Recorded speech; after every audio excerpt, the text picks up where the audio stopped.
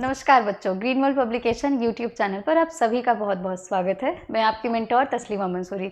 आज chapter start होने जा रहा है, स्टार्ट हो चुका है, थोड़ा सा बीच में गैप हुआ था और चैप्टर 6 है, एवोल्यूशन वाला चैप्टर है आपका, जिसमें 2 लेक्चर्स अपलोड हो चुके हैं और आज 3rd लेक्चर है बच्चों, जिसमें हम टॉपिक क्या डिस्कशन कर रहे हैं, एवोल्यूशन के एविडेंसेस देख रहे हैं कि आपका उद्विकास तो हुआ, लेकिन इसका प्रमाण कैसे मिला कि भाई कहाँ से पता चला कि मनुष्य पहले ऐसा था, फिर बाद में उसमें ये चेंजेस आए हुए हैं और अब का जो human being, modern human being आपको दिख रहा है, वो जो दिख रहा है ये मॉडर्न ह्यूमन बीइंग है। इसके पहले मनुष्य के कई सारे पूर्वज रहे थे और उनमें कुछ कुछ विशेषताएं थी, जो बाद में क्या हुआ है, अपग्रेड होकर के हमारे आपके जैसे जो ह्यूमन बींग्स हैं वो हुए हैं, जिनको क्या कहा जा रहा है, मॉडर्न ह्यूमन कहा जाता है। होमो सेपियंस मॉडर्न ह्यूमन का साइंटिफिक नेम है बच्चों, ठीक है। तो ऐसे ही कई सारे हमारे यहाँ पे क्या है, मतलब अर्थ पर आपको बायोडाइवर्सिटी देखने को मिलती है, जैव विविधताएं बहुत सारी हैं। तो विभिन्न प्रकार के वनस्पतियों में, जंतुओं में किस तरह से चेंजेस आए हैं, कैसा विकास हुआ है, क्या नई चीज आई है, क्या पुरानी चीज खत्म हुई है, इसी को क्या कहा जाता है, विकास कहा जाता है बच्चों। उद्विकास, एवोल्यूशन, ग्रेजुअल चेंज जो आता है उसी को हम क्या कह रहे हैं, उद्विकास कहा जा रहा है। पढ़ तो लिया कि भाई हाँ यार सही में ऐसा हुआ था कि 4 अरब वर्ष पूर्व क्या हुआ कि पृथ्वी बनी हुई थी, उसके बाद पृथ्वी में बहुत सारे चेंजेस आए, वातावरण पृथ्वी का बदला, वातावरण बदलने के साथ साथ में पानी में जीव का विकास हुआ और उसके बाद फिर दूसरे कॉम्प्लेक्स टाइप के जीव भी बनने लगे, ठीक है। एविडेंसेस कैसे मिले, बहुत सारे एविडेंसेस थे, हमने डिस्कशन किया था, जीवाश्म का एविडेंस लेकर के हमने डिस्कशन किया हुआ था। उसके बाद आज हम देखेंगे कि आपका जो जियोलॉजिकल टाइम स्केल है उसका भी कुछ एविडेंस देखेंगे, हम प्रमाण देखेंगे। फिर हम देखेंगे किसी जो आपके कुछ होमोलॉगस ऑर्गन्स होते हैं, समजात अंग होते हैं, समरूप अंग होते हैं, आपके कुछ कनेक्टिंग लिंक होते हैं, ऐसे जीव होते हैं जो एक वर्ग का दूसरे वर्ग के साथ में संपर्क बनाते हैं, उनमें दोनों ही वर्गों के विशेषताएं पाई जाती हैं। तो ये आपके कुछ एविडेंसेस हैं, कुछ प्रमाण हैं, जिनके बारे में हम कैरी फॉरवर्ड करेंगे। थोड़ा सा पिछले क्लास में पढ़ा हुआ है हमने, आज आगे डिस्कशन करेंगे बच्चों, ठीक है। अच्छा, यहाँ पर ना थोड़ा सा एक चीज़ मैं ये कहना चाहती हूँ बच्चों कि जो रेलेवेंट है, जो एनसीईआरटी ने दिया हुआ है, वो कंटेंट में लेकर के आई हूँ, वो टॉपिक्स बेसिकली मैंने उठाया हुआ है। एक्स्ट्रा आपका जो टेक्स्ट बुक है, आप जो पढ़ रहे हैं यूपी बोर्ड का टेक्स्ट बुक, उसमें एक्स्ट्रा इन्फॉर्मेशन दिया हुआ है। नॉलेज के लिए आप एक्स्ट्रा इन्फॉर्मेशन पढ़ सकते हैं, ज़रूरत नहीं है, मैं कहूँगी जितना ज़रूरत है उतना मैं यहाँ पर रखी हुई हूँ, ठीक है। तो एक्स्ट्रा इन्फॉर्मेशन को आप कट कर सकते हैं, बार बार ये क्या हो जा रहा है, एक्स्ट्रा इन्फॉर्मेशन को आप क्या कर सकते हो, कट कर सकते हो। अपने बुक में मार्क कर लेना कि ये जो सर्टेन हेडिंग है या पॉइंट है, इसको नहीं पढ़ना है, ठीक है। तो इसकी यहाँ से स्लाइड को देखते हुए आप हेडिंग का आइडिया लगा सकते हो, कौन सा टॉपिक रेलेवेंट है, कौन सा टॉपिक ज़रूरी नहीं है पढ़ना, ठीक है ना। चलिए शुरू करते हैं बच्चों। तो आज डिस्कशन क्या करेंगे, जीवाश्मों के अध्ययन का। हाँ, जीवाश्मों का अध्ययन हमने देखा था कि भाई फर्दर जीवाश्म जो थे, अब जीवाश्म आपके क्या है बच्चों, कुछ जैसे पेड़ पौधे हैं, जंतु हैं, ये क्या होते हैं, जब इनकी मृत्यु होती है तो रॉक्स पर इनके कुछ प्रिंट पड़े हुए दिखाई देते हैं, ठीक है ना। जीवों के अंश आपको रॉक्स पर प्रिंट के फॉर्म में दिखाई देते हैं। जमीन के अंदर कुछ जीवों की हड्डियां वगैरह कुछ दिखाई देती हैं, जो आज भी खुदाई में बहुत सारे जीवों के अवशेष मिलते हैं, वो आपके क्या है, जीवाश्म है।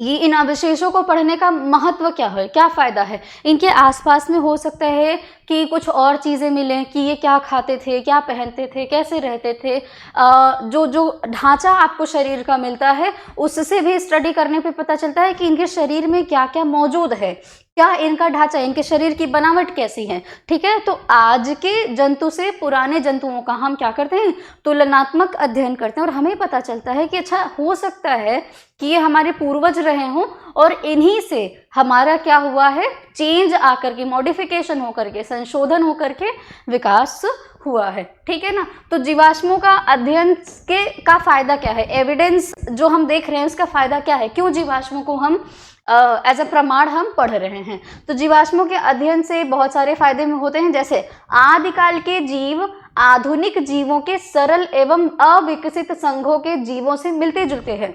जो पुराने जीव थे वो थोड़े से मतलब उनका जो शारीरिक बनावट था सरल था। आज के जीवों की शारीरिक बनावट थोड़ी सी कॉम्प्लेक्स है। तो पता चलता है कि लिंक स्थापित करता है। क्या स्थापित करता है? लिंक मतलब थोड़ा सा संयोजन जोड़ता है, रिश्ता बनाता है, बेसिकली ऐसा कह सकते हो। आदिकाल के जीव क्या? आपके जो पुराने समय के जीव हैं, आदिकाल के जीव सरल संरचना वाले होते थे। समय के साथ साथ जीवाश्मों की संरचना में जटिलता भी दिखाई गई समय के साथ। अब इन जीवाश्मों का मतलब क्या कि बिल्कुल शुरुआत में जो जीव बना होगा, फिर उसके बाद थोड़े टाइम के बाद में दूसरा जीव आया होगा, फिर थोड़े टाइम के बाद में दूसरा जीव आया होगा। तो शारीरिक संरचना, शारीरिक बनावट में अंतर देखा गया, थोड़ा कॉम्प्लेक्स होता गया, जटिल होता गया। ठीक है, तो ये कहा गया कि हाँ, ये पूर्वज तो हमारे थे और इन्हीं का मॉडिफिकेशन धीरे धीरे समय के साथ होता गया और हम आज जो दिख रहे हैं, जैसे दिख रहे हैं वैसे हम आज हैं। ठीक है, अर्थात प्रारंभिक जीवाश्म सरल रचना वाले थे एवं आधुनिक अवशेष आधुनिक जीवों से जो थोड़ी बहुत समानता लगभग उनमें होती थी। सर्वप्रथम जो अमीबा है, प्रोटोजोआ संघ का जीव है, सरल रचना वाला एक कोशिकीय जीव का विकास हुआ था। ऐसा माना जाता है कि सबसे पहले आपके एक कोशिकीय जीवों का विकास हुआ था। ये अकशेरुकी होते थे, यानी कि इनमें नोटोकॉर्ड, नर्व कॉर्ड नहीं प्रेजेंट होता था। रीढ़ की हड्डी जो होती है, जंतुओं का विकास। धीरे धीरे कशेरुकी जंतु आए। अकशेरुकी से यहाँ से पता क्या चल रहा है, इस लाइन को पढ़ने से क्या पता चल रहा है कि भाई अकशेरुकी से कशेरुकी जंतुओं का विकास हुआ। ठीक है, जब संयोजन कड़ी पढ़ेंगे तो उसमें एक एग्जाम्पल देखेंगे। बैलेनोग्लॉसस जो है आपका, बैलेनोग्लॉसस एक जंतु है, हेमिकॉर्डेटा का फाइलम का वो जंतु है। ये आपके कशेरुकी और कशेरुकी के बीच की कड़ी है, क्योंकि इसके जीवन की अवधि में एक टाइम पर इसमें आपके फेरेंजियल गिल स्लिट्स, नोटोकॉर्ड और नर्व कॉर्ड भी देखे जाते हैं, फिर बाद में ये विलुप्त भी हो जाते हैं। तो ऐसा कहा जा सकता है, ऐसा माना जाता है कि ये आपके कशेरुकी और अकशेरुकी दोनों के ही कैरेक्टर्स इसमें दिख रहे हैं। इसीलिए बैलेनोग्लॉसस को क्या कहा जाता है? कशेरुकी और अकशेरुकी का लिंक माना जाता है। ठीक है, इस लाइन से हमको ये पता चल रहा है बच्चों कि कशेरुकी जंतुओं का कॉर्डेट्स का जो विकास हुआ है वो आपके नॉन कॉर्डेट से हुआ है। ठीक है, कशेरुकी जंतुओं में सर्वप्रथम मछलियां, फिर उभयचर, उनसे सरीसृप और जंतुओं का विकास हुआ। सरीसृप से पक्षियों का, पक्षियों से स्तनधारियों का विकास हुआ। देखो यहाँ से एक क्रम बनता हुआ दिखाई दे रहा है कि सबसे पहले कशेरुकी जंतु में किसका विकास हुआ? मछलियों का विकास हुआ। मछलियों से किसका विकास हुआ? मछलियां कहाँ रहती हैं? पानी में रहती हैं। फिर धीरे धीरे ऐसा हो सकता है कि मछलियों के शरीर में थोड़ी बहुत संरचनात्मक चेंज आया होगा, जिसकी वजह से ये क्या हुए होंगे, आपके जमीन पर भी रहने लगे होंगे और साथ साथ जमीन और पानी दोनों में रहने लगे होंगे। तो ये क्या हो गए? आपके उभयचर हो गए। और उसके बाद यही उभयचर क्या हो गए? थोड़ा सा इनमें मॉडिफिकेशन आया होगा, ये रेंग कर चलने लगे होंगे, तो सरीसृप का विकास हुआ। और सरीसृप से फिर क्या हुआ? हो सकता है कि इनके शरीर में थोड़ी बहुत चेंजेस आए होंगे, ये उड़ने लगे होंगे, पक्षी बने, और पक्षियों से फिर क्या बना? स्तनधारी बना। एक क्रम देखने को मिला, पहले मछली, फिर आपका उभयचर, फिर सरीसृप, फिर पक्षी और फिर आपके स्तनधारी का विकास हुआ। ऐसा एक क्रम बनता हुआ दिखाई देता है। किसको पढ़ने पर? जीवाश्मों का अध्ययन जब करते हैं तब। कुछ जीवाश्म विभिन्न समूहों के जीवों जैसे मछलियों एवं उभयचर, उभयचर एवं सरीसृप, सरीसृप एवं पक्षी, सरीसृप एवं स्तनधारी के बीच में संक्रमण अवस्था को दर्शाते हैं। जो कनेक्टिंग लिंक हम पढ़ते हैं, संयोजन कड़ी हम पढ़ते हैं, ये वैसे ही कुछ जीव हैं। और इसी से हमने ये लाइन बनाया, ये लाइन नहीं मैं कहूँगी, हमने एक निष्कर्ष निकाला कि भाई मछली, मछली से उभयचर, उभयचर से सरीसृप, सरीसृप से पक्षी और पक्षी से स्तनधारी का विकास हुआ होगा। कैसे पता? इन जो आपके संयोजक कड़ियां हैं उनको पढ़ने से हमको पता चला। ठीक है, तो जीवाश्मों के पढ़ने का ये महत्व होता है। इम्पॉर्टेंट था थोड़ा सा, मुझे ऐसा लगा कि आपको जानना चाहिए तो इसलिए रखा हुआ है। ओके, अब पढ़ते हैं थोड़ा सा, एक और प्रमाण देखते हैं। प्रमाण क्या देखेंगे बच्चों हम? भौमिक समय सारणी। ये क्या है भाई? भौमिक समय सारणी का मतलब है कि जब हमारी पृथ्वी का निर्माण हुआ, पृथ्वी का निर्माण आपका 4.5 अरब वर्ष पूर्व हुआ था, तो उस समय से लेकर के, पृथ्वी के निर्माण से लेकर के अब तक के समय को, वर्तमान समय को क्या किया गया है? विभिन्न वर्गों में विभाजित किया गया है बच्चों। विभिन्न वर्गों में क्या किया गया है, विभाजित किया गया है। और इनको विभाजित करने का बेसिस क्या था कि किस समय पर किस प्रकार के जंतु पाए जाते थे, उस बेसिस पर हमने पूरे समय को क्या करा, डिवाइड किया, विभाजित कर दिया। ठीक है, इसी को क्या कहा जाता है बच्चों, भौमिक समय सारणी कहा जाता है, जियोलॉजिकल टाइम स्केल कहा जाता है। ठीक है, हम किस हमारा रेफरेंस क्या है, किसको संदर्भ में लेकर के हम पूरे जियोलॉजिकल टाइम स्केल को पढ़ेंगे कि भाई किस समय में किस प्रकार के जंतु पाए जाते थे। सबसे पहले क्या हुआ, पृथ्वी का निर्माण हुआ, पृथ्वी के वातावरण बदले, वातावरण बदलने के साथ में वर्षा हुई और वर्षा इकट्ठा हुआ जगह जगह पर, तो उस पानी में क्या हुआ, आपके मॉलिक्यूल्स बने, कॉम्प्लेक्स कंपाउंड बने, और धीरे धीरे यही कॉम्प्लेक्स कंपाउंड कुछ सेलुलर जैसा स्ट्रक्चर बनाने लगे, और उन्हीं सेल से क्या हुए, नए जीव का निर्माण हुआ था। और बहुत ही बिल्कुल माइन्यूट सा जीव जो आपके आद्य जीव कहे जाते हैं, और इन्हीं से धीरे धीरे धीरे धीरे कॉम्प्लेक्स एनिमल्स भी आपके आए। ठीक है, तो ये जियोलॉजिकल टाइम स्केल में हम थोड़ा सा देखेंगे कि कौन कौन से समय में क्या क्या एनिमल्स पाए जाते हैं। कुछ कुछ इंपॉर्टेंट है, थोड़ा सा ध्यान देने जैसा, वो आप थोड़ा सा देखिएगा। देखो बच्चों, इस पूरे जियोलॉजिकल टाइम स्केल को, भौमिक समय सारणी को कुछ पार्ट्स में डिवाइड किया गया है। सबसे पहले आता है जो थोड़ा सा ब्रॉड लेवल का हम देखते हैं कि जो बिलियन ईयर्स अगो, अरब वर्ष पूर्व, जो पूरा एक लंबा सा समय होता है, उसको हम कहते हैं ईयॉन कहते हैं। क्या कहते हैं बच्चों, ईयॉन कहते हैं। ठीक है ना, तो यहाँ पे हम क्या, कौन सा ईयॉन देख रहे हैं, फेनेरोजोइक ईयॉन देख रहे हैं बच्चों। कौन सा ईयॉन है, यानी कि एक युग रहा होगा, एक पुराना समय रहा होगा, जिसको हम कह रहे हैं फेनेरोजोइक ईयॉन। अब इसी ईयॉन को थोड़े से और छोटे समय में डिवाइड कर दिया गया, एरा बना। ठीक है ना, ईयॉन का ही एक छोटा सा वर्ग एरा है, एरा का छोटा सा वर्ग है पीरियड, और पीरियड का छोटा सा वर्ग है बच्चों एपॉक। प्लीज ये थोड़ा सा, बहुत सारा मुझे भी कंफ्यूजन हुआ था जब मैं पढ़ती थी, तो ये थोड़ा सा ध्यान रखिएगा कि ये कुछ है नहीं, ये सिर्फ आपका, जैसे आप क्या करते हो, आप कहते हो कि एक दिन मिला करके 7 दिन मिला करके एक सप्ताह बनता है, फिर ऐसे ही 4 सप्ताह प्लस 2 दिन, लगभग 30 दिन मिला करके आपने एक महीना बना दिया, और ऐसे ही 12 महीने मिला करके आपने एक वर्ष बना दिया। राइट, ऐसे ही आप बोलते हो। तो इसी तरह से क्या हुआ कि ये आपका ईयॉन है, ईयॉन से फिर क्या है, एरा, एरा क्या है, उससे छोटा जो टाइम पीरियड है वो क्या है, पीरियड है, उससे छोटा समय आप देखेंगे तो एपॉक देखेंगे। ठीक है ना, ध्यान दीजिएगा। तो अब हम क्या करते हैं, पढ़ते हैं। एरा वाले को आपको ध्यान देना है, एरा वाले को क्या देना है बच्चों, ध्यान देना है। और यहाँ पे समय सारणी बताई गई है, और मिलियन ईयर्स अगो का हम देखेंगे। ठीक है ना, 10 लाखी वर्ष में हम अपना देखेंगे। अच्छा, यहाँ से ये आपका बिल्कुल शुरुआत का है, जब पृथ्वी का निर्माण होता है। ये देखो लगभग 4.5 बिलियन वर्ष पूर्व का ये आपका दिखा रहा है। ठीक है, यहाँ पे पृथ्वी के आंतरिक स्ट्रक्चर में कुछ कुछ चेंज आ रहे हैं, और ये क्या है, 4 अरब वर्ष पूर्व का समय है। ठीक है, उसके बाद हम क्या देख रहे हैं बच्चों, 250 मिलियन ईयर्स अगो का हम देख रहे हैं। तो क्या बन रहे हैं आपके, कुछ कुछ छोटे छोटे आद्य जीव बन रहे हैं, बैक्टीरिया, एल्गी, जेलीफिश जैसे कुछ कुछ जीव आपके बनते हुए दिखाई दे रहे हैं। आप क्या देखेंगे, ईयॉन में क्या देखेंगे, समय क्या है, प्रोटेरोजोइक। प्रोटेरोजोइक में किसका विकास हो रहा है, प्रोटोजोआ का विकास हो रहा है। प्रोटेरोजोइक एयॉन में किसका विकास हो रहा है बच्चों, प्रोटोजोआ का विकास होता हुआ दिखाई दे रहा है। समय याद रखना इंपॉर्टेंट नहीं है, ध्यान नहीं देना है उसको। ठीक है, ये देखो, ये आता है कैम्ब्रियन एरा में। कैम्ब्रियन एरा में किसका विकास हो रहा है, आपके इन्वर्टिब्रेट्स हैं। इन्वर्टिब्रेट्स के साथ साथ में आपके कुछ ट्राइकोडर्म जैसे कुछ कुछ एनिमल्स हैं। इन्वर्टिब्रेट्स क्या, आपके जो अकशेरुकी जंतु हैं, वो सब आपके, इनका विकास हो रहा है। ठीक है, उसके बाद हम क्या देख रहे हैं, अर्ली बोनी फिश दिख रही है। अर्ली बोनी फिश आपको कब दिख रही है बच्चों, ये आपका है 450 मिलियन ईयर्स अगो के आस, 450 से 500 मिलियन ईयर्स अगो के आसपास में आपको अर्ली बोनी फिश देखने को मिल रहा है। कौन सा पीरियड चल रहा है, ऑर्डोविशियन पीरियड, ये इंपॉर्टेंट नहीं है। ठीक है, अर्ली जो शुरुआत में आपकी जो जिन मछलियों में अस्थियां पाई गई वो हैं। ठीक है, इंपॉर्टेंट है ये वाला, डेवोनियन पीरियड। कौन सा पीरियड बच्चों?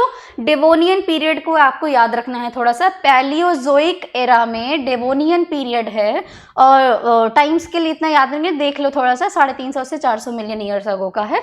डेवोनियन पीरियड में आपके क्या थी, आपके जो सीड प्लांट्स देखे गए थे, कार्टिलेजिनस फिशेस देखी गई थी, बोनी फिशेस देखी गई थी। डेवोनियन पीरियड में बोनी फिशेस हैं और आपके क्या हैं, आपके सीड प्लांट्स हैं, जैसे वो क्या कहते हैं, क्या है उसका नाम, जिम्नोस्पर्मिक प्लांट्स आपके देखे गए थे। कौन से प्लांट्स बच्चों? जिम्नोस्पर्मिक प्लांट्स आपके देखे गए थे। ठीक है, उसके बाद आता है मिसिसिपियन पीरियड, उसके बाद आता है क्या, पेंसिल्वेनियन पीरियड आता है आपका, फिर पर्मियन पीरियड आता है। अब ये याद रखना है, और इंपॉर्टेंट क्या है, फिर आता है आपका ट्रायसिक पीरियड। ट्रायसिक के बाद क्या आता है बच्चों? जुरासिक पीरियड आता है। नीचे से चलेंगे हम, ठीक है ना। ट्रायसिक के बाद क्या आता है? जुरासिक पीरियड आता है आपका। ठीक है, तो ट्रायसिक पीरियड में आपको क्या देखने को मिले? साइकेड्स हैं आपके, वही जिम्नोस्पर्मिक प्लांट्स हैं। देन आपके क्या है, शुरुआती इनिशियल जो स्टार्टिंग के डायनासोर्स थे वो आपको देखने को मिलते हैं। जुरासिक पीरियड में फिर आपका क्या हो रहा है, पहला जो बर्ड है, पहली जो मे बी आर्कियोप्टेरिक्स जैसी कोई बर्ड रही होगी, वो देखने को मिलती है। ठीक है बच्चों, उसके बाद क्रिटेशियस पीरियड आता है, फिर आपका आता है tertiary period. Tertiary period important है, टर्शियरी पीरियड में ही मैमल्स का विकास देखने को मिलता है, स्तनधारी देखने को मिलते हैं। स्तनधारी कब देखने को मिलते हैं बच्चों? टर्शियरी पीरियड में मिलते हैं। और क्वाटरनरी पीरियड में आपके ह्यूमन बींग्स का, यानी मनुष्यों का विकास देखने को मिलता है। ये पूरा जियोलॉजिकल पीरियड याद रखना इंपॉर्टेंट नहीं है, प्लीज, इतना जरूरी नहीं है, ठीक है ना। पीरियड याद रखो थोड़ा सा, और साथ ही साथ आपको क्या याद रखना है, थोड़ा सा एरा भी याद रखना है। ये देखिए, tertiary period and quaternary period, यानी कि सीनोजोइक एरा में मैमल्स का विकास हो रहा है। सीनोजोइक एरा में किसका विकास हो रहा है? स्तनधारी का विकास हो रहा है, ठीक है ना। मीसोजोइक एरा में आपको क्या दिख रहा है? आपको पक्षियों और सरीसृपों का विकास देखने को मिल रहा है, ठीक है। मीसोजोइक एरा में क्या देखने को मिल रहा है बच्चों? सरीसृपों और पक्षियों का विकास देखने को मिल रहा है। और पैलियोजोइक एरा में किसको देखने को मिल रहा है? पैलियोजोइक में आपके कुछ सीड वाले प्लांट्स, और आपको क्या देखने को मिल रहा है? ये आपकी बोनी फिशेस का विकास देखने को मिलता है, ठीक है, समझ गए। तो पैलियोजोइक, मीसोजोइक और कौन आता है? सीनोजोइक एरा आपका आता है, ठीक है, याद रखेंगे। और सीनोजोइक, यहाँ पे देखो क्वाटरनरी पीरियड को कुछ कुछ इपॉक में डिवाइड कर दिया गया है। आपका क्वाटरनरी और कौन सा है? टर्शियरी पीरियड है आपका, ठीक है। ये है आपका क्या, क्वाटरनरी में आपके होलोसीन, प्लिस्टोसीन, प्लायोसीन, मियोसीन आते हैं, ठीक है। टर्शियरी में फिर ओलिगोसीन, इयोसीन और पैलियोसीन। इंपॉर्टेंट उतना नहीं है, प्लीज, इतना मुझे नहीं लगता कि आपसे इतना डिटेल करके पूछेगा। एक अंडरस्टैंडिंग आपको रखना है कि बाद में भी जब कभी आप जियोलॉजिकल टाइम स्केल को पढ़ेंगे तो इस तरह से आप पढ़ेंगे, ठीक है। आइए, अब इसी जियोलॉजिकल टाइम स्केल के बेसिस पर हम क्या देखते हैं, थोड़ा सा घोड़े का विकास देखते हैं कि इनिशियल स्टार्टिंग में घोड़ा जो है उसका संरचना, उसकी बनावट कैसी थी, हाइट कैसी थी, दांत कैसे थे, कितना तेज दौड़ता था, क्या खाता था, वगैरह वगैरह, ठीक है। तो ये याद रखिएगा। ये देखिए, ये है आपका क्या ये है आपका period, Eocene period, Oligocene period, Miocene period, Pliocene period and क्या है, प्लिस्टोसीन पीरियड है, ठीक है ना। बिल्कुल वर्तमान का जो पीरियड दिख रहा है वो प्लिस्टोसीन वाला है। वर्तमान पीरियड कौन सा दिख रहा है बच्चों? प्लिस्टोसीन वाला दिख रहा है। और एरा कौन सा है? सीनोजोइक एरा है बच्चों। कौन सा एरा है? सीनोजोइक एरा है, ओके। तो सीनोजोइक एरा में आपको क्या देखने को मिल रहा है? स्तनधारी का विकास देखने को मिल रहा है, हमने अभी डिस्कस किया था, ठीक है। ये देखो, इयोसीन पीरियड में किस तरह का जो घोड़ा मिल रहा था उसका नाम क्या है? इयोहिपस। क्या नाम है उसका? इयोहिपस। ये इसकी जो हाइट है ऑलमोस्ट 1 फीट इसकी हाइट रहती थी। इसके पैर में 4-4 उंगलियां रहती थी और काफी ये ज्यादा तेज दौड़ नहीं पाता था। उसके बाद क्या आता है? मीजोहिपस आता है, यानी इयोहिपस से किसका विकास हुआ? मीजोहिपस का विकास हुआ। इसकी हाइट थोड़ी सी बढ़ गई। देन कौन आता है? मेरीहिपस आता है बच्चों। ये कैसा दिखता है? जो आपका खच्चर है ना, म्यूल जो होता है खच्चर, ये उसके जैसा थोड़ा सा दिखता था और उसके जैसा इसकी थोड़ी सी बनावट थी। इसीलिए कहा जाता है कि गधा, घोड़ा और खच्चर एक ही परिवार के सदस्य होते हैं। ठीक है, तो ये आपके क्या है, मेरी हिप्पस है, ये खच्चर जैसा दिखता था। देन आता है क्या, प्लायो हिप्पस आता है या प्लियो हिप्पस आता है। इसकी हाइट थोड़ी सी बढ़ी हुई है, इसके पैर में 3 उंगलियां रहती हैं अग्रपाद में इसके। ठीक है बच्चों, और उसके बाद क्या आता है, आपका वर्तमान जो घोड़ा है ये है इकस। कौन है बच्चों, इकस है। ओके, इसकी लेंथ लगभग 1.5 मीटर लंबी है और इसके अग्रपाद की जो उंगली है, यहाँ पर आगे की उंगली एक रहती है और ये क्या होता है, ये काफी तेज दौड़ पाता है, काफी तेज ये क्या होता है, दौड़ पाता है। ये इसके फाइलेंजेस का वो स्ट्रक्चर आपको दिखाया गया हुआ है। ये देखो बीच की उंगली है, यहाँ पर ये सिंगल उंगली, यहाँ पर ये इस तरह से ये एक उंगली बचती हुई दिखाई देती है। ठीक है, तो इस तरह से ये घोड़े का विकास है। घोड़े के विकास में एरा कौन सा है, सीनोजोइक एरा है। एंड आपको पीरियड क्या है, पीरियड एक बार ऐसे देख लो, इयोसीन, ओलिगोसीन, मियोसीन, प्लायोसीन और प्लिस्टोसीन। और इयोसीन स्टार्टिंग में कौन है, स्टार्टिंग इनिशियल घोड़ा कौन सा है आपका, इयोहिप्पस, मीजोहिप्पस, मेरीहिप्पस, प्लायोहिप्पस और इकस है आपका। कौन है, इकस है। इयो, मीजो, मेरी, प्लायो, इकस, ऐसे याद रखेंगे, इयो, मीजो, मेरी, प्लायो, इकस, इस तरह से याद रखेंगे अगर आपसे पूछ लिया तो। ठीक है, ओके। आते हैं वर्ग की यानी कि आपका जो टैक्सोनॉमी होता है, क्लासिफिकेशन होता है। क्लासिफिकेशन से क्या समझने को आपको मिलता है बच्चों, क्लासिफिकेशन से हमें ये देखने को मिलता है कि किस तरह से एक ही वंश के विभिन्न प्रकार की प्रजातियां आपको देखने को मिलती है, एक ही फैमिली के विभिन्न प्रकार के आपको जो है जीनस देखने को मिलते हैं। ठीक है, एग्जाम्पल यहाँ पे कॉर्डेटा का उठाया हुआ है।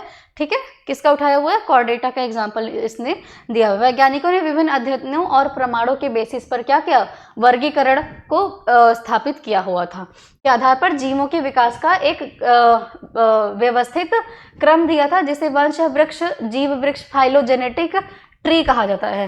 फाइलोजेनेटिक क्या बच्चों, आपका एक क्या बनाया, क्लासीफाई किया गया, कौन से किंगडम से, कौन से फाइलम से, कौन से फैमिली से, कौन से ऑर्डर से, जीनस क्या है, स्पीशीज क्या है, इस तरह से एक इनका क्रम बनाया गया। ठीक है ना, ये क्रम क्या होता है, सबसे छोटा सदस्य जो होता है स्पीशीज है, देन उससे थोड़ा सा सिमिलैरिटी और थोड़ी बहुत डिफरेंसेस के साथ में जीनस आता है, उसके बाद में आपका क्या आता है, क्लास आता है, फिर ऑर्डर आता है, उसके बाद क्या आता है बच्चों, प्लांट है तो फैमिली देखी जाती है, देन आपका क्या है बच्चों, फाइलम है, देन क्या है, किंगडम होता है। इस तरह से हम क्या करते हैं, जंतुओं को अरेंज करते हैं। तो किंगडम एक बड़ा सा समूह है जिसमें आपके क्या होते हैं, बहुत सारे जंतुओं को शामिल किया जाता है। और जीनस में सिमिलर कैरेक्टरिस्टिक्स के कुछ जीवों को क्या किया जाएगा, शामिल किया जाएगा। ठीक है ना, तो इसमें हम क्या देखते हैं कि मनुष्य तथा अन्य स्तनधारी जैसे हैं आपके पक्षी, सर्प, छिपकली, मेढक, मछलियां, इन सभी को एक ही सब फाइलम उपवर्ग में रखा जा रहा है। देखो, सिर्फ और सिर्फ मनुष्य ही आपके क्या कहते हैं, कॉर्डेटा तो नहीं है, स्तनधारी में जैसे घोड़ा हो गया, शेर हो गया, छिपकली हो गई, पक्षी हो गई, सर्प हो गया, ये आपके मेढक हो गए, ये सब क्या है, सभी आपके कॉर्डेटा हैं। तो इनको क्या करा गया, वर्टिब्रेटा सब फाइलम में इसको रखा गया। देन एक फाइलम आता है, कॉर्डेटा फाइलम में रखा जाता है। और इस तरह से कुछ कुछ सिमिलैरिटीज को देखते देखते देखते, असमानताओं को छाटते छाटते हम क्या करते हैं, जीनस तक पहुंचते हैं, देन स्पीशीज भी कुछ कुछ की दिख जाती है। ठीक है, अब आपके कॉर्डेटा में क्या क्या स्पेशलिटी देखी जाती है कि किसमें नोटोकॉर्डेटा प्रेजेंट है, फेरेंजियल गिल स्लिट्स प्रेजेंट हैं, किसमें आपका हॉलो नर्व कॉर्ड प्रेजेंट है, इत्यादि इत्यादि देखने को मिलता है। इससे पता क्या चलता है कि स्टार्टिंग में जो आपका जीव रहा होगा वो अकशेरुकी रहा था, देन धीरे धीरे धीरे धीरे मॉडिफिकेशन के साथ में वो कैसा हुआ, अकशेरुकी हुआ, कॉर्डेटा का विकास हुआ। तो कॉर्डेटा का विकास कहाँ से हो रहा है, क्या कहते हैं, अरे अकशेरुकी से हो रहा है, नॉन कॉर्डेटा से हो रहा है। ये देखो, ओरिजिन ऑफ अर्थ, पहला जो सेल आपका बनता है, देन आपका प्रोकैरियोट्स बनता है। ठीक है, एक कोशिकीय जीव बनता है, और कौन है ये बच्चों, देन आपका प्रोटिस्टा का विकास होता है। प्रोटिस्टा का देखो, प्रोटिस्टा को कई वर्गों में डिवाइड किया गया, प्रोटोजोआ में, पोरीफेरा में, रेडिएटा में, बाइलैटरल जो जीव होते हैं। ठीक है, देन बाइलैटरल में आपके क्या है, ड्यूटेरोस्टोम्स आ जाते हैं, एंटेरो सिलोमेट आ जाते हैं। और फिर यहाँ से किसका विकास हो रहा है? कॉर्डेटा का। कॉर्डेटा के ही कई सारे कैटेगरीज हैं, Cephalochordata, Hemichordata, Urochordata, etcetera etcetera. Then Chordata का ही सब फाइलम क्या है बच्चों? वर्टिब्रेटा, है ना। वर्टिब्रेटा में कई सारे क्लासेस हैं आपके, पीसेज हो गए, एम्फीबियंस हो गए, रेप्टाइल्स हो गए, एब्स हो गए, मैमल्स हो गए, ये सब क्या है? वर्टिब्रेटा की कैटेगरी में ये सभी आ रहे हैं। कुछ की सिमिलैरिटी है और कुछ डिसिमिलर हैं एक दूसरे से, ठीक है।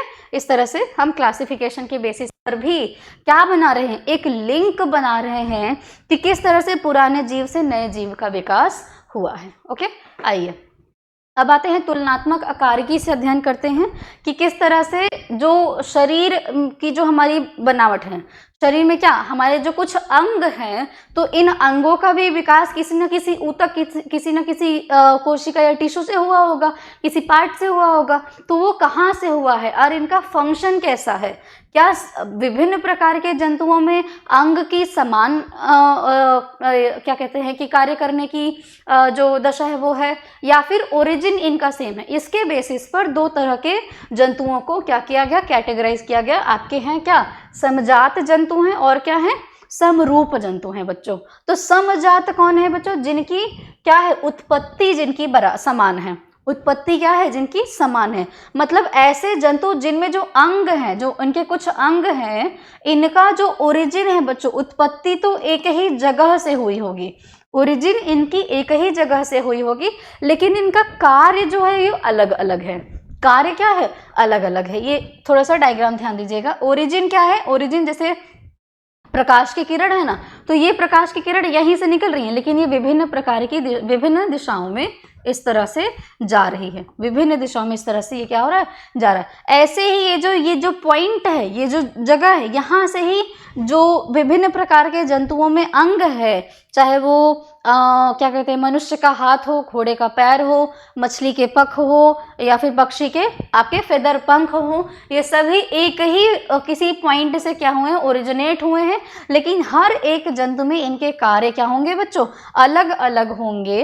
इसीलिए होमोलॉगस जो आपके ऑर्गेनिजम्स हैं या समजात जो जंतु हैं, ये बच्चों आपके अपसारी विकास को दर्शाते हैं। किसको दर्शाते हैं बच्चों? अपसारी विकास को दर्शाते हैं। अपसारी विकास का मतलब क्या हुआ कि भाई ओरिजिन तो अंग का एक ही है, लेकिन ऐसा है कि मॉडिफिकेशन हुआ होगा और हर एक जंतु में उस अंग का कार्य बदल गया होगा। उस अंग का क्या हुआ होगा? कार्य बदल गया होगा। तो भी तो ऐसा माना जा सकता है कि जो विभिन्न प्रकार के आपके जंतु दिखाई दे रहे हैं, इनके पूर्वज सेम रहे होंगे, तभी तो एक ही जो टिश्यू है या एक ही जगह से उस अंग का विकास हो रहा है, क्योंकि पूर्वज इसके क्या हैं? सेम रहे होंगे। ठीक है, तो अपसारी अंग से हमें क्या जानने को मिलता है कि हमारे पूर्वज से तो सेम है, लेकिन अभी जो हमको विभिन्न प्रकार के जंतु दिखाई दे रहे हैं, इनकी विशेषताएं अब क्या हो गई हैं? समय के साथ, वातावरण के साथ में रहन सहन के जो बेसिस हैं उसके आधार पर क्या हुआ है? अलग हो गए हैं। पढ़े हैं समजात अंग क्या है बच्चों? तो समजात अंग क्या है आपके? ऐसे अंग जिनका ओरिजिन क्या हो बच्चों? सेम हो, लेकिन इनके कार्य क्या हो बच्चों? अलग हो। ठीक है, ये होते हैं समजात अंग होते हैं। ठीक है, ऐसे जंतु ये क्या करते हैं? ये समजातता को प्रदर्शित करते हैं। समजात आपके कई प्रकार के होते हैं। जाति वृत्तीय समजातता क्या होती है? देखो यहाँ पे वर्ड लिखा हुआ है फाइलोजेनेटिक। फाइलोजेनेटिक का मतलब क्या? कि जिनके अंग जो होते हैं, अंग एक ही मतलब जो उत्पत्ति है वो एक ही होती है। जैसे मनुष्य के हाथ, वेल का जो चप्पू होता है, चमगादड़ के पंख हो गए या पक्षी के पंख हो गए, घोड़े के अग्रपाद, इन सब का विकास एक ही जगह से हुआ है। घोड़े का जो आपका अगला वाला पैर है, मनुष्य का हाथ। अब घोड़ा क्या करेगा? पैर से दौड़ने का काम करेगा। मनुष्य हाथ से लिखने, खाने पीने, इन सब का काम करेगा। जो वेल है वो क्या कर रही है? तैरने का काम कर रही है। चमगादड़ उड़ने का काम कर रहा है बच्चों। तो काम तो अलग अलग है, लेकिन उत्पत्ति एक ही जगह से हुई है। ठीक है, तो ये क्या है? वंश इनका क्या है? एक दिख रहा है। वंश कैसा है? ऑलमोस्ट सेम दिख रहा है। तो ये है जाति वृत्तीय समजातता। सीरियल होमोलॉजी क्या होती है? क्या कहते हैं? क्रमिक होमोलॉजी क्या है बच्चों?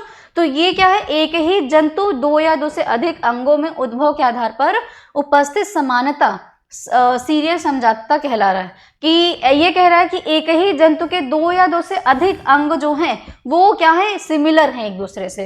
एक से ज्यादा अंग जो हैं वो क्या है, एक दूसरे के सिमिलर दिखाई दे रहे हैं। जैसे क्रेफिश के शरीर के विभिन्न खंडों में उपस्थित जो आपके उपांग है मनुष्य के अग्र एवं पश्चपाद है, जैसे मेरा ये जो हाथ और मेरे पैर का जो संरचना है वो सेम है, तो ये क्या है, क्रमिक समजातता दिखा रहा है। मतलब मेरे पैर की उंगलियों का जो विकास हुआ होगा और मेरे हाथ की उंगलियों का जो विकास हुआ होगा वो उसकी उत्पत्ति एक ही जगह से एक ही टाइप के टिश्यू से हुई होगी।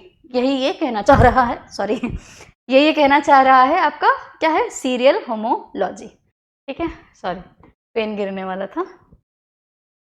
और क्या देख रहे हैं हम, लैंगिक समजातता भी देखने को मिल रही है, सेक्सुअल होमोलॉजी भी देखने को मिल रही है। एक समान जाति के दो भिन्न लिंगों के जंतुओं के बीच में पाई जाने वाली समानता, जैसे आपके जो रिप्रोडक्टिव ऑर्गन्स हैं उनमें समानता देखने को मिल रही है। एग्जाम्पल क्या है बच्चों, महिलाओं में अंडाशय, पुरुषों में वृषण, जो उत्पत्ति हो रही है वो समान भ्रूणी ऊतक से हो रही है। देखो सेम प्रकार के टिश्यू से हो रही है। जर्मिनल एपिथेलियम, मेल में भी जर्मिनल एपिथेलियम से स्पर्म बन रहा है, फीमेल में भी जर्मिनल एपिथेलियम से ही ओवम बन रहा है। तो हम ये कह सकते हैं कि सेक्सुअल ऑर्गन्स तो भले अलग अलग हैं, अलग अलग जो आपके सेक्सेस हैं, है ना, क्या है, मेल एंड फीमेल है, लेकिन इन अंगों का विकास सेम टिश्यू से ही हो रहा है। ठीक है, जैसे पुरुष में आपका जो पीनस है एंड फीमेल में जो क्लिटोरिस का है, दोनों का क्या हो रहा है, दोनों सेम ही टाइप के टिश्यू से ही क्या हो रहे हैं, विकसित हो रहे हैं।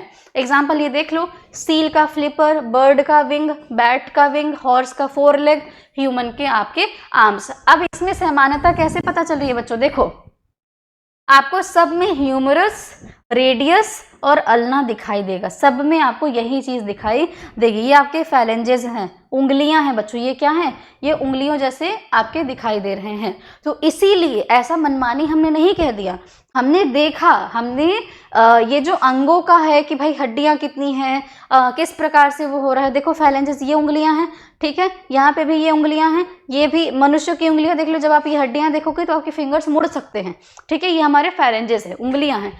ठीक है, तो इनको जब आप देखोगे तो इन सभी में ये सेम दिखाई देगा, यानी उत्पत्ति तो सेम हुई है लेकिन कार्य भाई अलग है। सील अपना क्या कर रही है, तैरने का काम कर रही है, पक्षी उड़ने का काम कर रहा है, बर्ड भी उड़ने का काम कर रहा है, हॉर्स दौड़ने का काम कर रहा है, हम खाना पीना वगैरह वगैरह का काम करते हैं हम, है ना। ठीक है, चलिए चलो जंतुओं का तो देख लिया, थोड़ा सा पौधे का भी हम देख लेते हैं, समझाता अंग का थोड़ा सा। ये देखो, ये आपका क्या है, ये बोगनविलिया है। बोगनविलिया में बच्चों ये क्या है, ये कांटा है, जो थॉर्न है, ये जो पत्ती है ये रूपांतरित हो गई है आपके कांटों में। क्यों रूपांतरित हुई है, सुरक्षात्मक कारण से रूपांतरित हुई होगी कि अपने आप को सुरक्षित कर सके, ट्रांसपीरेशन कम हो सके, इस वजह से भी रूपांतरित हुई होगी। ठीक है, अब यहीं पर आपको कुकुरबिटा में जो खीरा होता है, ककड़ी होती है, ये जो प्लांट्स होते हैं आपके, यहाँ पे ये जो मोड़ा मोड़ा दिखाई दे रहा है, तने जैसा, पतला पतला तने जैसा होता है, टेंड्रिल ये आपके हैं, ये भी पत्तियों के ही रूपांतरित भाग हैं, भाग नहीं है, ये पत्तियां ही रूपांतरित होकर के टेंड्रिल बना रही हैं। ठीक है बच्चों, ये क्या करेंगे, ये तनों को क्या कर रही है, तनों को लटकने में, सहारा प्रदान करने में काम कर रही है, जबकि यहाँ पर पत्तियां कांटों के रूप में आपकी क्या हो गई हैं, मॉडिफाइड हो गई हैं, सुरक्षा प्रदान करने के तौर पर, या फिर आपका क्या हो रहा है, ट्रांसपीरेशन, वाष्पोत्सर्जन जो हो रहा है उसको कम करने के लिए। तो क्लियर हो गया, मैं उम्मीद करती हूँ कि समजात अंग आपको बेहतर समझ में आया होगा। अब इसी का थोड़ा सा और आगे देख लो, समरूप अंग क्या है आपके, अभी और भी है। समरूप अंग क्या है बच्चों, अब ये ऐसे अंग हैं बच्चों जिनका कार्य समान है। कार्य क्या है बच्चों, समान है, लेकिन इनकी उत्पत्ति जो है ये अलग अलग टिश्यू से हुई होगी। उत्पत्ति जो है अलग अलग प्रकार के ऊतक से हुई हो सकती है, इसीलिए इनकी उत्पत्ति तो अलग है पर कार्य क्या होगी, समान होगी।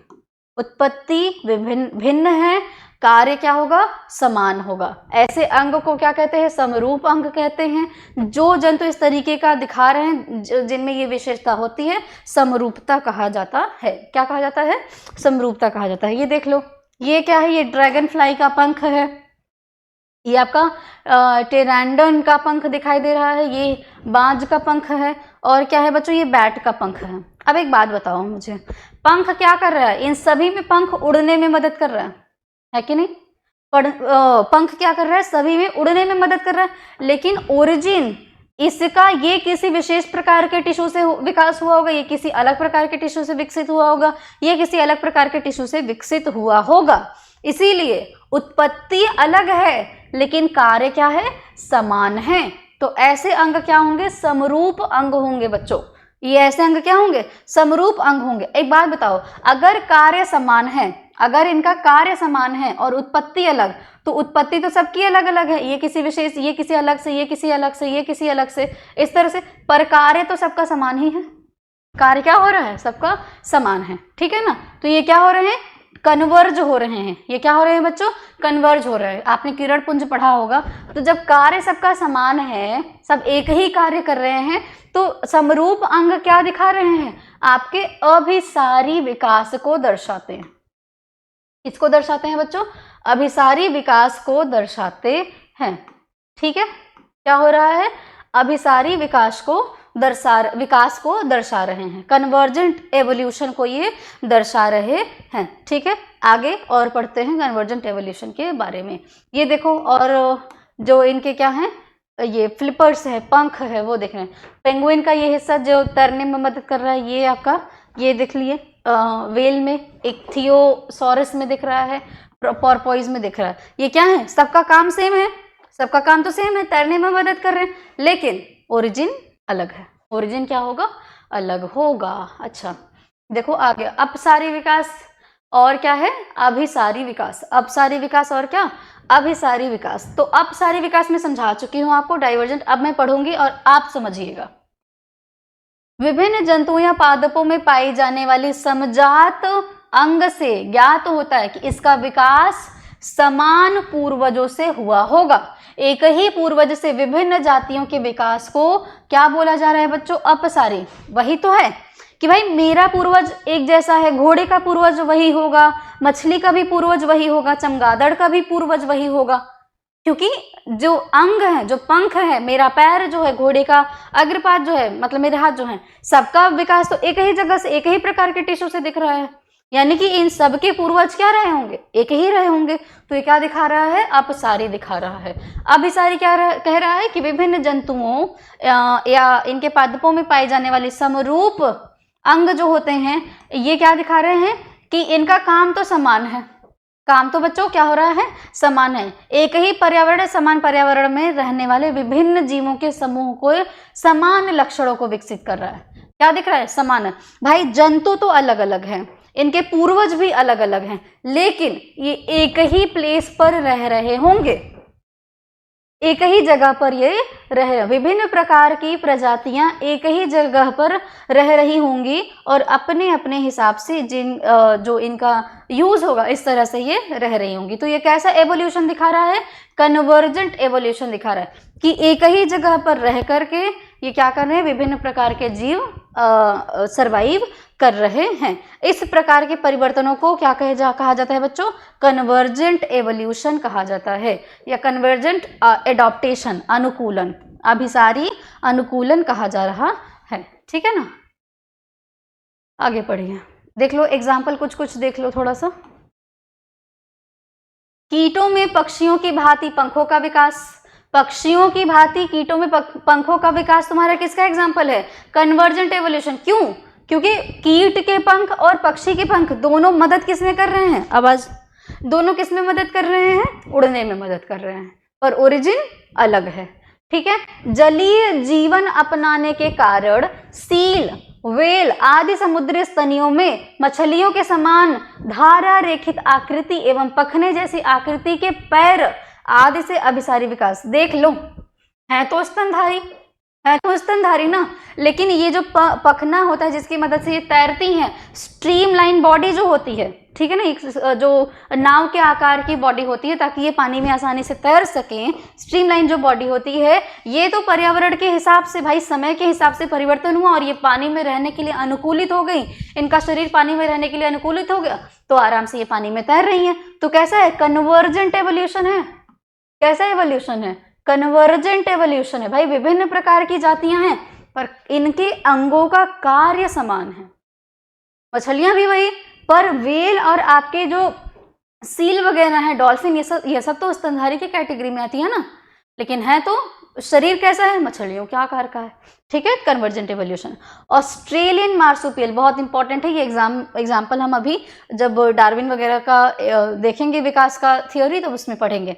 ऑस्ट्रेलियन मार्सुपियल शिशुधानी, जो पाउच वगैरह का वो रखता है, कंगारू जैसे, अपर स्तनी जो होते हैं आपके, प्लेसेंटल मैमल्स जो होते हैं, ये सब कैसा वो विकास दर्शा रहे हैं, कैसा अनुकूल दर्शा रहे हैं?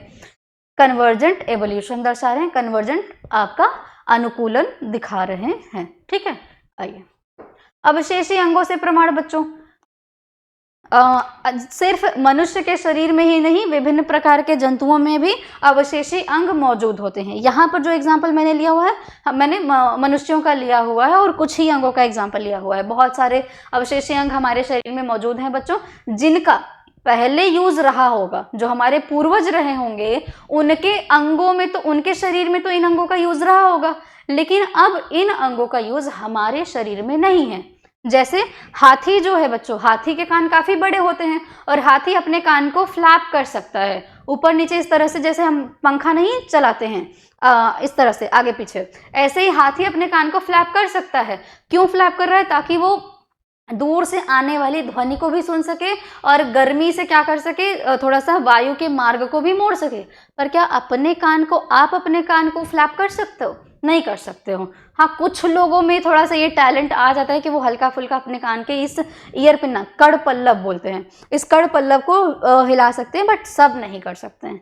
ठीक है, ये कार्टिलेज का बना होता है हमारा ये कड़ पल्लव। ठीक है, तो ऐसा कहा जाता है कि मनुष्यों में अब इसका यूज नहीं है, अवशेषी हो गया है। हालांकि ये अवशेषी नहीं है, इमेजिन कि ये हो ना तो कितना अजीब सा लगता है, बट ठीक है, कोई खास यूज नहीं है तो क्या करेगा वो, अवशेषी अंग की तरह हमने इसको कंसिडर कर लिया हुआ है। तो अवशेषी अंग क्या है बच्चों?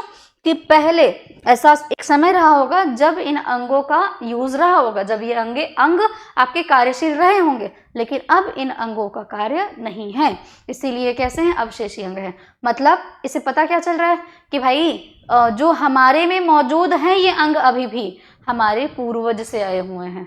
किससे आए हुए हैं? पूर्वज से आए हुए हैं। ठीक है, अभी भी ये अंग गायब नहीं है, यानी ये चल रहे हैं, पीढ़ी दर पीढ़ी ये अंग चल रहा है। तो एक पूर्वज से दूसरे में, फिर उसका जो पूर्वज होगा उसमें ये जा रहा है। तो ये देख लो, वर्मीफॉर्म अपेंडिक्स, आपके जो बड़ी आंत होती है, बड़ी आंत के राइट साइड वाला जो पार्ट होता है, वो जो ये सीकम वाला पार्ट होता है, उसको हम क्या कहते हैं? वर्मीफॉर्म अपेंडिक्स कहते हैं। पाचन में इसका कोई रोल नहीं होता है, इसीलिए इसको माना जाता है? अवशेषी अंग माना जाता है। शाकाहारी स्तनधारियों की आहार नाल की अंधनाल जिसको बोला जाता है, सीकम के सिरे पर एक नली के समान ट्यूब लाइक संरचना पाई जाती है, जिसको कृमि रूप परिशेषिका कहा जाता है बच्चों। इसमें पाए जाने वाले जीवाणु सेलुलोज का पाचन करते हैं। जो शाकाहारी जंतु जो होते हैं, मनुष्यों में वर्मीफॉर्म अपेंडिक्स सीकम का कोई काम नहीं है, लेकिन गाय, भैंस, बाकी जो आपके शाकाहारी जंतु हैं, ये क्या काम करेंगे? इसमें विशेष प्रकार के बैक्टीरिया पाए जाते हैं जो सेलुलोज का डाइजेशन करते हैं। इसका मतलब कि जो गाय, भैंस, जो आपके शाकाहारी जंतु हैं, इनकी बड़ी आंत में वर्मीफॉर्म अपेंडिक्स का यूज तो है, पर मनुष्य में इसका यूज नहीं है। मनुष्य की आहार नाल में पाई जाने वाली कृमि रूप परिशेषिका अंग के रूप में पाई जाती है। इसमें सेलुलोज का पाचन नहीं होता। इससे स्पष्ट होता है कि मनुष्य के पूर्वज शाकाहारी प्राणी थे। हमारे पूर्वज क्या थे?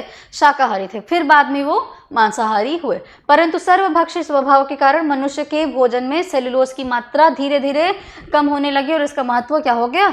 कम हो गया। ठीक है, आइए निमेशक पटल, नेक्टिटेटिंग मेम्ब्रेन, ये आंख के नीचे होता है। यह झिल्ली जलीय तथा उभयचर जंतुओं में निमेशक पटल के रूप में पाई जाती है, जो इन जंतुओं के नेत्रों की रक्षा करती है। परंतु मनुष्य में इसका कोई महत्व नहीं है। मनुष्य के नेत्रों में एक कोने पर पाई जाने वाली लाल रंग की एक अर्धचंद्राकार झिल्ली के रूप में यह पाई जाती है, जिसे प्लीका सेमी ल्यूनेरिस कहा जाता है। यह अवशेषी अंग होता है, इसका कोई यूज नहीं है। आपको यहाँ पे अपने आंख के कोने में दिखाई देगा। अब पढ़ते हैं आगे। कड़ पल्लव की पेशियां आपकी, जो ईयर पिन्ना है हमारा, दूसरे जंतुओं में तो इसका यूज होता है पर हमारे में इसका यूज नहीं होता है। टेल, मनुष्यों में अब पूंछ का कोई यूज नहीं है बच्चों, लेकिन ऐसा देखा जाता है कि जब एम्ब्रायो बनता है, जो ह्यूमन बेबी का एम्ब्रायो बनता है, तो उस टाइम पे भी पूंछ की थोड़ी थोड़ी सी क्या कहते हैं, मौजूदगी दिखाई देती है, लेकिन बाद में ये क्या हो जाती है, ये मॉडिफाई हो जाती है। ठीक है बच्चों, तो इससे पता क्या चला, इससे ये पता चल रहा है कि जो हमारे पूर्वज रहे होंगे उनमें क्या मौजूद रहा होगा, पूंछ उनमें मौजूद रहा होगा। जो हमारे त्वचा पर बाल हैं, तो हमारे जो पूर्वज रहे होंगे उनके शरीर पर बहुत बाल रहे होंगे, धीरे धीरे धीरे धीरे वो मॉडिफाई होकर के रोम हेयर्स के फॉर्म में हमारे शरीर पर अभी भी मौजूद हैं। ठीक है, त्वचा पर जो बाल है वो अवशेषी तो नहीं है, मैं कहूँगी इसका यूज है, ये स्किन की ब्रीदिंग में और डिटॉक्सिफिकेशन में मदद करता है। तो ठीक है, मान रहे हैं, कोई बात नहीं। अक्ल दाढ़, विजडम टीथ, यस, अक्ल दाढ़ का कोई यूज नहीं है। ठीक है, बस खाली पीली ये क्या कर रहा है कि दर्द देता है और कुछ काम नहीं करता, फोकट का है, जितने मोलर हैं उससे काम चल जा रहा है, ये फोकट का रहा है, मोलर ही है, एक्स्ट्रा मोलर आपके यहाँ पे इस साइड में आते हैं, अडल्टहुड में आता है, किसी किसी में आता है, किसी किसी में नहीं आता है, जो लकी हैं उनमें नहीं आता है मैं कहूँगी, क्योंकि ये वाकई में बहुत परेशान करता है, बहुत दर्द देता है। इसके लिए जगह नहीं है, हमारे जो टीथ, हमारा जो ये टीथ का एरिया बना हुआ है उसमें बेसिकली इसके लिए जगह नहीं है, तो जब भी ये निकलता है तो ये जगह बना करके निकलता है, इसीलिए थोड़ा सा पेनफुल होता है इसका ओरिजिन। ठीक है, तो मनुष्य में अन्य प्राइमेट्स में क्या हो रहा है, तृतीय मोलर आता है आपका, परंतु मनुष्य में यह अवशेषी, इसका कोई खास यूज नहीं होता है। इसके अतिरिक्त मनुष्य में एब्डोमिनल मसल्स वगैरह ये सब क्या है, अवशेषी अंग माने जाते हैं। अच्छा, अब पढ़ते हैं क्या बच्चों, संयोजक कड़ियां पढ़ते हैं, देखो जरा सा। ठीक है, लास्ट हेडिंग है संयोजक कड़ियां, इसके बारे में मैं आपको बता चुकी हूँ। संयोजक कड़ियों को पढ़ने का सिग्निफिकेंस क्या है, यूज क्या है बच्चों। देखो, संयोजक कड़ी का मतलब है कि ये जो विशेष प्रकार का आपका जीव है, जो जंतु है, ये दो जंतुओं के बीच में, दो वर्गों के जंतुओं के बीच में क्या कर रहा है, संयोजक कड़ी स्थापित कर रहा है। मतलब मैं ये कहना चाह रही हूँ बेसिकली कि ये जो जंतु होगा आपका, इसमें दोनों ही जंतुओं के कुछ कुछ फीचर्स इसमें मौजूद होंगे, समझ गए। तो ये जो फीचर्स मौजूद हैं, इसकी वजह से हम क्या कह रहे हैं कि भाई हो सकता है कि इसका पूर्वज दोनों ही जंतुओं के पूर्वज रहे होंगे, समझ गए, और इनसे फिर हमारा या बाकी जंतुओं का विकास हुआ। ओके, आइए सॉरी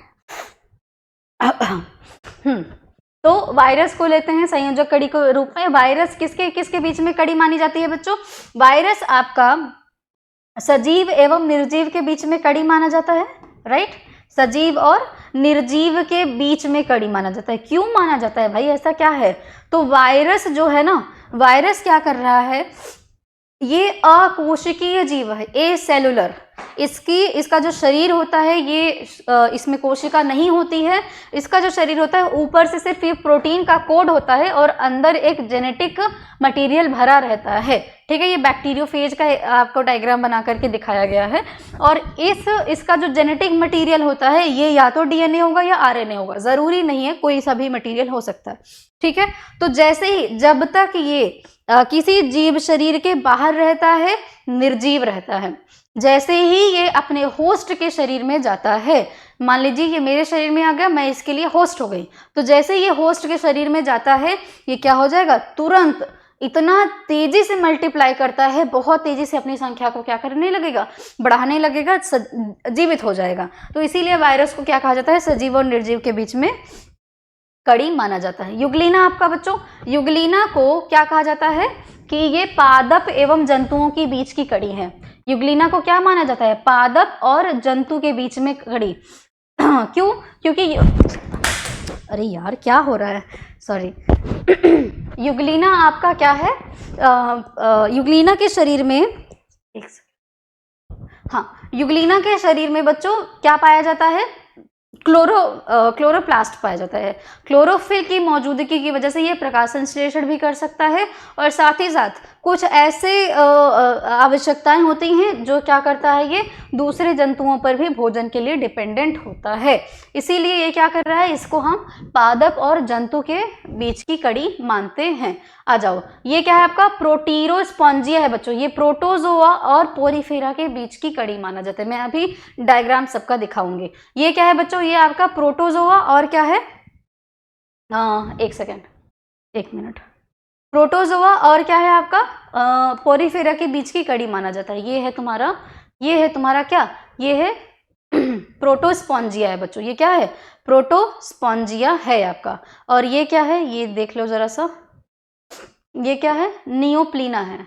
अच्छा, पेरिपेटस, हाँ ठीक है, ओके।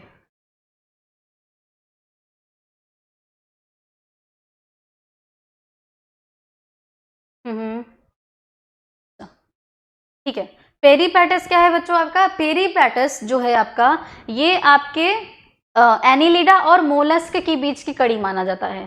पेरीपैटस किसके बीच की कड़ी माना जाता है, एनिलिडा और मोलस्क के बीच की। नियोप्लीना तुम्हारा क्या है, नियोप्लीना तुम्हारा किसका किसका, ये देख लो, ये क्या है, ऑर्थ्रोपोडा और ऑर्थ्रोपोडा और किसका है, अच्छा एक सेकंड, मैं थोड़ा सा भूल रही हूँ, एक मिनट, ये मैं एक बार चेक कर लूँगी नियोप्लीना क्या है, ठीक है, एक सेकंड। हाँ, बलेनो ग्लासेस मैंने आपको बता दिया हुआ है। बलेनो ग्लासेस जो है ये आपका बच्चों अकशेरुकी और कशेरुकी के बीच की कड़ी माना जाता है। क्यों, क्योंकि इसमें मौजूद होता है आपका,